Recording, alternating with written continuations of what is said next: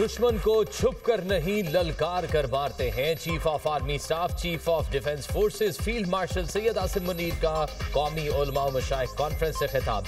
दहशतगर्दी पाकिस्तान का नहीं हिंदुस्तान का वतीरा है। मार्का हक में अल्लाह की नुसरत से कामयाबी मिली। रियासत तैयबा और रियासत पाकिस्तान का आपस में गहरा ताल्लुक है। अल्लाह ताला ने तमाम मुस्लिम मुल्कों में से पाकिस्तान को मुहाफिजीन हरमैन का शर्फ अता किया। सऊदी अरब से दिफाई मुआहिदा तारीखी है। इस्लामी रियासत में रियासत के अलावा कोई जिहाद का हुक्म नहीं दे सकता। जिस कौम ने इल्म और कलम को छोड़ा तो इंतशार और फसाद और अर्ज ने वहां जगह दी। इज्जत और ताकत तकसीम से नहीं मेहनत और इल्म से हासिल होती है। उलमा कौम को मुत्तहिद रखे और कौम की नजर में वुसअत पैदा करें।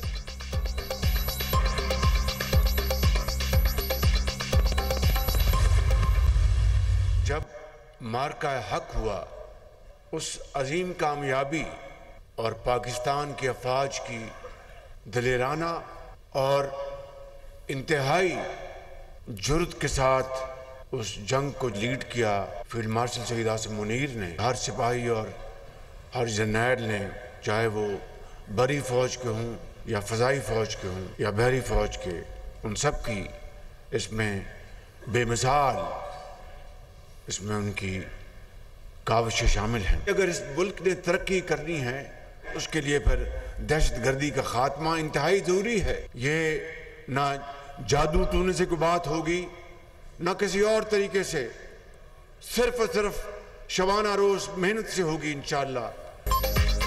अफवाज पाकिस्तान के खिलाफ प्रोपोगेंडा नाकाबिले बर्दाश्त। वज़ीर आज़म का कौमी उलमा कन्वेंशन से खिताब, कहा अफवाज की कुर्बानियां का मजाक उड़ाएंगे तो कौन पाकिस्तान की इज्जत करेगा। मुसल्लह अफवाज की जुर्रत और बहादुरी से दुश्मन को इबरतनाक शिकस्त हुई।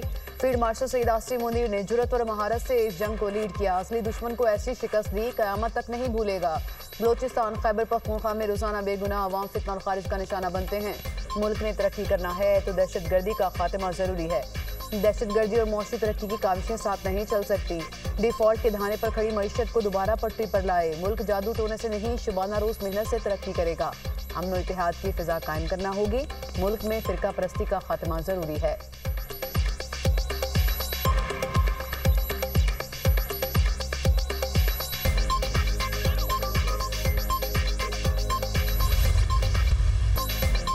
बानी पीटीआई की जेल सहूलतों का जायजा लेने के लिए कमेटी का क़याम नामुमकिन। वजीर आजम के मुशीर बराए सियासी उमूर सेनेटर राना सनाउल्लाह ने दुनिया न्यूज़ के प्रोग्राम दुनिया महर बुखारी के साथ में गुफ्तगू करते हुए कहा कि मैंने तहरीक इंसाफ को ऐसी कमेटी की पेशकश नहीं की। जेल रूल्स ऐसी कमेटी की इजाज़त ही नहीं देते। डिस्ट्रिक्ट एंड सेशन जज को कानून इजाज़त देता है कि वो जेल में जाए और मुआयना करें। राना सनाउल्लाह ने यह भी कहा कि बानी पीटीआई ने जेल से जो पैगाम दिया उस पर कानूनी तकाजों के मुताबिक कार्रवाई हो सकती है। बानी तहरीक इंसाफ की अडयाला से किसी और जेल मुंतकिली का फैसला नहीं हुआ। अगर पीटीआई हर मुलाकात के दिन एहतजाज करती रही तो हुकूमत मामले पर गौर कर सकती है।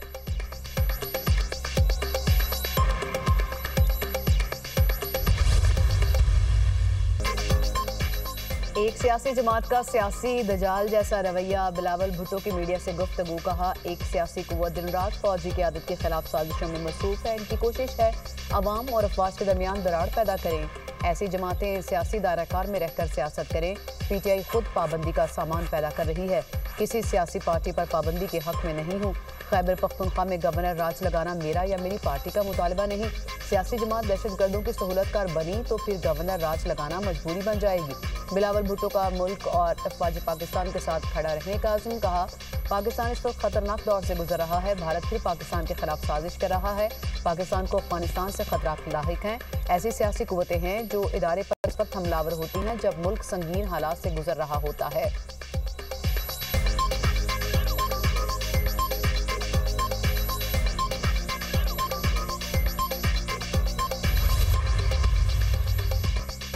कौमी असम्बली इजलास में पीटीआई अरकान का एहतजाज और शोर शराबा। पीटीआई अरकान का पॉइंट ऑफ ऑर्डर पर बात करने की इजाजत देने का मुतालबा। तारिक फजल चौधरी ने कहा कि वक्फाए सवालात के बाद अपोजिशन को वक्त दिया जाएगा। पीटीआई अरकान की ऐवान में शदीद नारेबाजी। अपोजिशन की निशानदही पर कोरम नामुकम्मल निकला।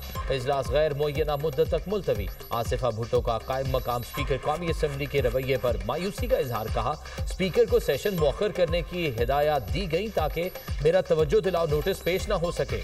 इजलास को मुअक्कर करना निहायत छोटी और घटिया सियासी चाल है। शाजिया मरी बोली, हुकूमत का रवैया बहुत ही मायूस कुन था।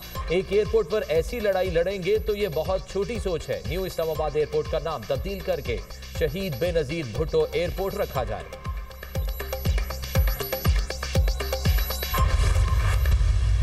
हमारी डिमांड सारे आईनी और कानूनी है। इस तरीके से ये अगर आप चलाएंगे तो ये नहीं चल सकता। इससे कोई थर्ड फोर्स बेनिफिट करेगी जो इस मुल्क के लिए ख़तरा है, जमहूरियत के लिए ख़तरा है। ये हमें तवक्को नहीं थी कि इस फ्लोर पे आके और इस पार्लियामान में यहाँ से आके ये इतने सारे इलेक्टेड नुमाइंदे जिनके पास अवाम के 3 करोड़ वोट है, वो आकर के फ़कत ये कहेंगे कि खान से मुलाकात कराओ। लेकिन ये हमारी कमज़ोरी नहीं है, ये सिस्टम का फॉल्ट है। मुल्क और जमहूरियत की मजबूती हमारा मकसद। कुछ लोग हालात बेहतर होते देखना नहीं चाहते। बैरिस्टर गौहर की मीडिया टॉक कहा, बार बार कहा जिद ज़बरदस्ती से कुछ नहीं होगा। हमने आइन और कानून के खिलाफ कुछ नहीं किया।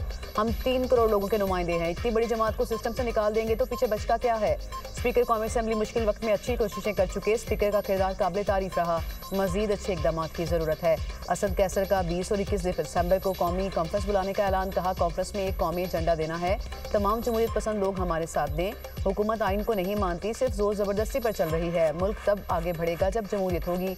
बानी पीटीआई की बहनों की मुलाकात रूल्स और कानून में है।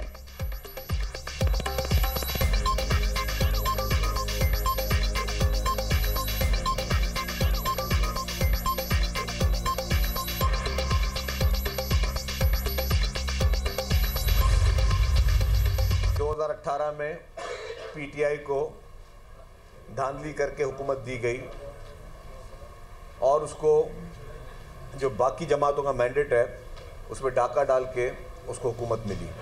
आपका दौर एक बदतरीन दौर था। आपका दौर एक बदतरीन, एक डेमोक्रेटिक डिक्टेटर के तौर पे आप थे। आज जो शख्स अपने आप को एक ये शो करता है कि मैं कोई एस्टेब्लिशमेंट को जिस तरह मैंने टारगेट किया हुआ को बहुत बड़ा कमाल कर रहा हूँ, तो वो शख्स जिसने अपने 3.5 साल के बाद उस वक्त इनकी वो डेमोक्रेटिक सोच कहाँ गई थी। बानी पीटीआई का दौरे हुकूमत जमहूरी डिक्टेटर का दौर करार। अपने दौरे हुकूमत में बानी पीटीआई की जमहूरी सोच कहां थी। शर्जील इनाम मेमन बानी पीटीआई पर बरस पड़े। मीडिया से गुफ्तगू में कहा बानी पीटीआई जनरल बाजवा को ताहयात एक्सटेंशन देने के लिए तैयार थे। बानी तहरीक इंसाफ बिल पास कराने के लिए भी इदारों से मदद मांगते थे। अब बानी पीटीआई एस्टैब्लिशमेंट के खिलाफ बातें करते हैं।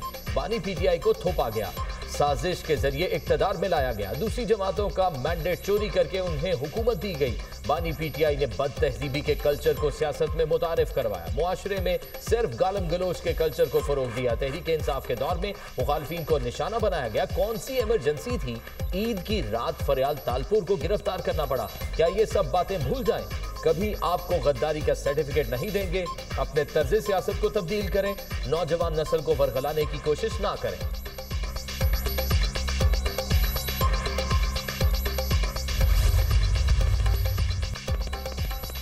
कराची की सड़कों पर धंधनाती हैवी ट्रैफिक ने एक रोज में 3 जानें लेनी। सरजानी 4 के करीब तेज रफ्तार वाटर टैंकर ने मोटरसाइकिल सवार नौजवान को कुचल डाला। मतवफी आबद फर्स्ट ईयर का तालिब इल्म और 2 बहनों का इकलौता भाई था। शेरशाह पुल पर डंपर की टक्कर से मोटरसाइकिल पर सवार 29 साला नसीम जान से गई, शौहर शदीद जख्मी। औरंगी टाउन फरीद कॉलोनी में वाटर टैंकर ने 4 साला सुफियान को कुचल दिया। पुलिस ने टैंकर तहवील में लेकर थाने मुंतकिल कर दिया। रवा साल कराची में हैवी ट्रैफिक के हादसात में 246 अफराद जान गंवा चुके हैं। सबसे ज्यादा ट्रॉलर की टक्कर से 95 अफराद लुकमाए अजल बने। टैंकर हादसे में जाम बहक आबिद रईस की नमाज जनाजा अदा। बड़ी तादाद में शहरियों की शिरकत। एबिटाबाद के बोई गांव रंगकोट डन्ना में शॉर्ट सर्किट से आतिशबाजी 5 घंटे बाद आग पर काबू पा लिया गया। आग लगने के बायस 7 घर मुकम्मल तबाह। घरेलू सामान जलकर राख। दुश्वार गुजार रास्ते के बायस आग बुझाने में वक्त लगा।